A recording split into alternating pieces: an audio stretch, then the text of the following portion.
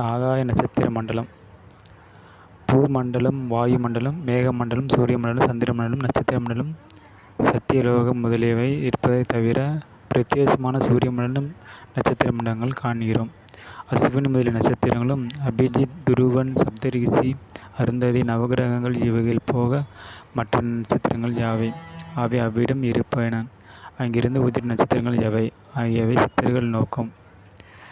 முன்பறிந்தது போல புவியில் வாழ்ந்த ஆதி ஞானிகள், 12 ஆழ்வார்கள், பக்தர்கள், மாணிக்கவாசகர், வள்ளலார் போன்றவர் ஜோதியில் கலந்த மகான்கள் ஆவார்.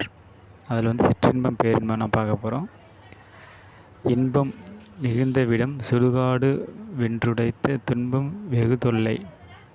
சுற்றிலும் வன்னி துருவ மத்தி கம்ப நுனி காணாத காட்சி கனக சபையின்பம் பெருவெளி உற்று பார்க்க விளக்கொளியே என்பார்கள்.